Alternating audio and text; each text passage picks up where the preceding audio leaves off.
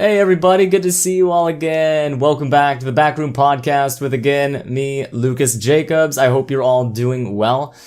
My God, I gotta do a little bit of a recap on what the hell has been going on this month, because I'm not gonna lie, this has been a really brutal start to the year.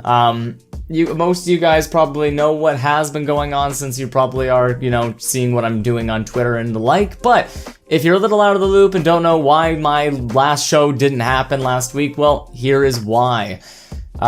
So Mandy and I caught COVID, and it kicked our butts hard. Both her and I, we are vaccinated, and I had my booster and she did not yet.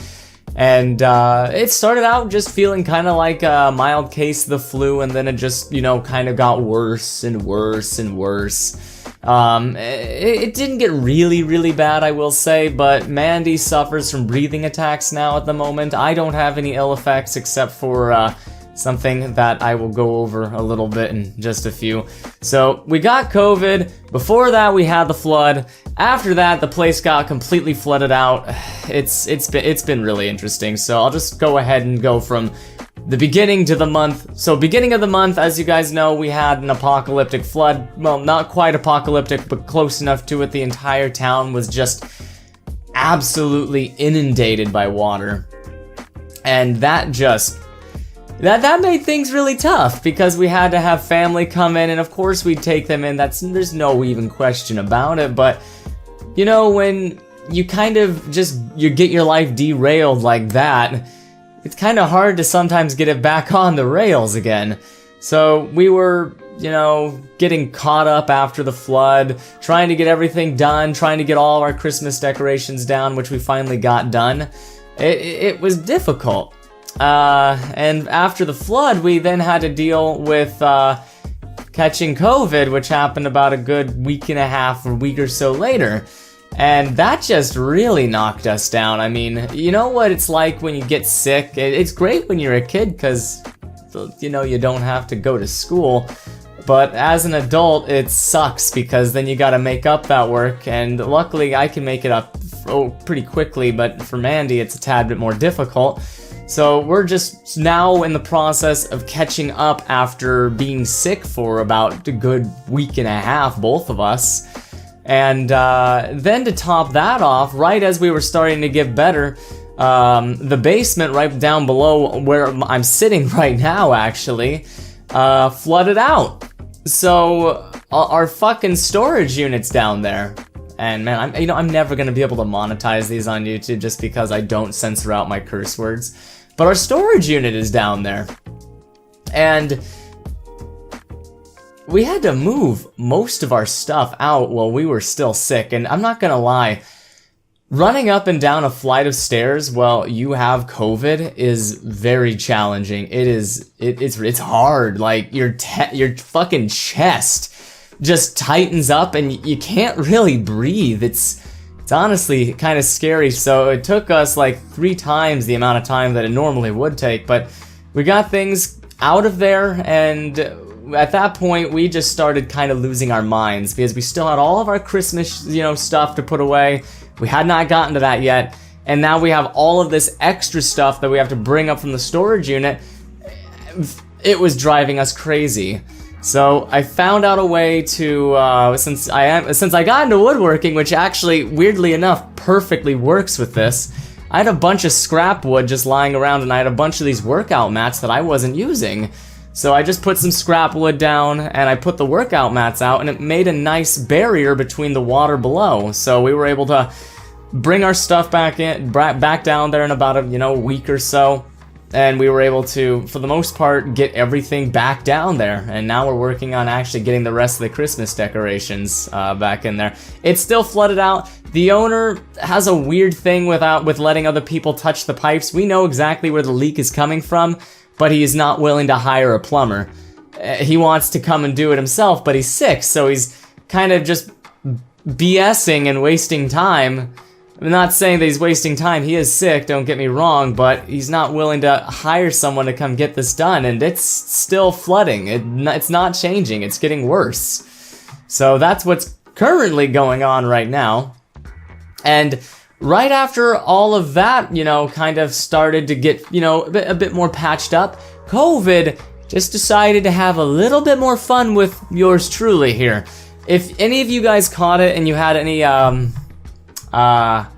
intestinal issues, I feel for you. Because it hit me hard. I don't know why the hell it did that, but it did. So that hit for a couple of days. Finally that went away. And on the final day, oh, just a moment. Hello everybody, I'm back, sorry about that. And I return with a special little guest. Let me go ahead and bring him up here. Artie, come on. He doesn't like jumping up on command. I'll give you just a moment. Come here, bud. Come here. We gotta have our cat break as usual. I don't know if I brought Artemis on last time I was on here, but here's Artie. He's a good boy. Not the hugest fan of being held, but he is super chill. Alright, to get back on track where I was at, oh man, okay. I can edit these down a little bit, but I will say, man, editing right back on track to where I get, you know, my train of thought back, that's gonna be a little tough. Anyway, so yada yada yada. Oh yes, the final day of the month, I was going to go down and start dispatching our Christmas tree, because we got a real Christmas tree this past year, and I fell down the fucking stairs. I caught myself before I really went tumbling, but that just seemed like the icing on the cake to wrap up the end of January, and I'm not gonna lie, I'm pretty damn happy to see it go. I do not want to go back to January. That month fucking sucked. But a lot better than last year, because last year around this exact time my dad was dealing with the infection in his knee from the surgery, and my aunt had also just recently passed away. So I'll take the start of this year over last year any day, but still not much fun. Not a good time. Anyway, it's like this took up like most of the, well not most, but half of the entire podcast so far. So we'll go ahead and move on to the actual topic, which is going to be, I used to get paid to scare the crap out of people. We're gonna go ahead and delve into a little bit of my creepier side here, just so you guys can maybe get to know a part of me that you've never met before. So, before I really get into how I made money doing this, I'll go ahead and get to my roots. So, I like to scare people. I just do. I have fun doing it. There's no malicious intent. I never want to hurt anybody ever. I just like to scare the crap out of them until they shit themselves. So, when I was a little kid, you know, I would go trick-or-treating as little kids would. And as I started to grow older, I started, you know, losing interest in trick-or-treating as much. I didn't want to do it as much. So I wanted to still, you know, interact and be a part of the holiday, because it just kind of was a part of who I was. I loved it as a kid. So I thought, what could I really do? Well, one year, after I was done trick-or-treating, I had this full body costume on, so you couldn't see any skin, and if I stood still, you'd have no idea that I wasn't, that I was a person. You'd probably think I was a mannequin, a good one. And I stood there just waiting for people to come up to get their candy, and then I'd jump out, and it would just scare the crap out of them. And bear in mind, I think at this time I was probably like, I don't know, 10 or 11, maybe even 9, and I just got this adrenaline rush from it. It felt great. It was just watching people running down the road, scared out of their minds, just because this little kid was wearing a werewolf costume and jumping out and spooking them. It really was fun. It was very festive for me, and ever since then, every Halloween I've always upped the ante. I've wanted to scare the crap out of people more and more. So this led all the way through my high school career when I believe it was my junior year of high school came around. I don't know if you guys have ever heard of Silent Hill, but it's a big influence in my life to an extent when it comes to horror. I loved the costumes. I loved the horror in it, just the creepiness of the entire atmosphere. I mean, there's an entire lore to go behind it, but it's fascinating, and I clung onto that as a teenager because I was also really into reading creepypastas and listening to creepy music. I was a little bit of an angsty teenager, but I started making a costume. Now, I wasn't built like the character by any means, but I went all the way into crafting this costume, and I made the whole thing myself with the help of my mom. And it took me a couple of months, but in the end, the result was really cool. And if I can find any pictures, I'll go ahead and post them on the YouTube part of this so you guys can see that. They'll probably be, right here where my voice is. But I made that, and I fucking loved it. It was such a cool costume, and I was so proud of it, and I wore it for several years.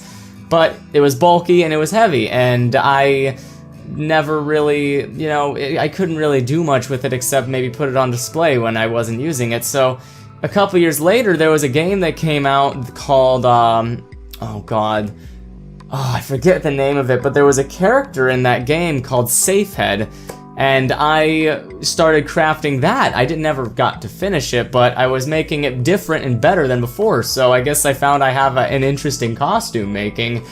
So I guess that's kind of a segue into this next part. See, when I moved to Idaho, things changed, and I started going to college, and I started working at a place called Grocery Outlet. Now, it's a great store, awesome place to shop at, but the one that I was working at was awful. The management was terrible, and it was my first job, my first legitimate job, like the first time I ever earned a paycheck job. And I lasted there about maybe 2 weeks, because while my ex and I were in college, we saw a casting call for the local amusement park called I think they had it as, the place is called Silverwood, that's the name of it. It's outside of Athol. It's called Silverwood, but during Halloween time, it's called Scarywood. So they were doing casting calls for people to come in and pose as actors there to scare the crap out of people, and my ex and I thought, oh my god, this sounds like fun.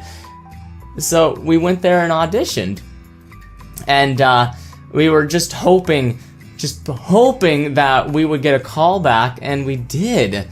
And from there we went on to what it would be about. Our job was to basically provide an experience for the guests that were coming into the park, to just really scare the shit out of them, and we put our all into what we were doing. She turned into what I think they called a roamer, which meant that she had a specific area that she could stay in, but she'd walk around it and do whatever the hell she wanted. Me, I worked in an attraction called Caved In, and same with posting of the other picture. I'll show you what I looked like if I can find the picture. You'll see it right here. If not, you'll just see me talking. But yeah, if you could see it, that's what I dressed up as. I dressed up as a, I don't know if you've ever seen The Descent, but they're these demonic creatures that live underground. They look kind of like vampires, and that's what I looked like. And I would hide in the shadows in like this crypt-like area, and I would jump out when people would least suspect it. Like, there were these literal curves built into the wall where you could go behind the set and run around and jump out and scare people. They call them spook holes, I think. And you could jump out multiple times on the same group and get them just boom, boom, boom. It was addictive as hell, too. Oh my god. Jumping out and scaring the just absolute piss out of people. It was an adrenaline rush like I've never felt before. And I got to do that for an entire month, and I got paid to do it, which was incredible. My ex at the time was absolutely killing it as well. I mean, she was having a ton of fun. We were both having a lot of fun. But see, the thing is no matter how much you love doing something, it will get old eventually to an extent. And if you run yourself ragged like we were, I mean, we were going there at like 6 p.m. and getting off at about like 2 or 3. Like actually like leaving at around 2 or 3. It was hard. I mean, it was a lot of fun. We only did it during the weekends. It wasn't like an everyday thing, but it was really challenging. It was hard work, and especially if you're not, trained properly on how to scream. There is a right and wrong way on how to scream, and if you don't do it right, you will ruin your vocal cords, and that sucks. Like, it is not fun. So I had to learn how to scream properly or not scream at all, which I kind of did a mixture of. And you got to be careful too, because people, they do go there to get scared. They expect to get scared, but that's not going to stop some people's reactions. Some people just naturally lash out when they're scared. Well, people did that, and I got punched a couple of times. In the last one, someone got me right in the face and knocked me over, and you try your best to get away from them. You get in and you get out. That's the entire point of it, but sometimes you linger a little too long, and they react, and they just deck you.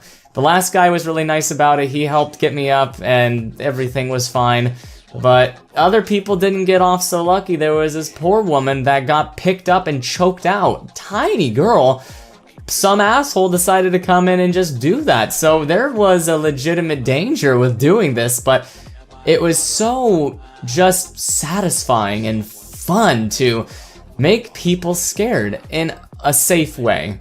Not in a way that they genuinely fear for their life, but in a way where they're like, oh, Jesus, that's scary.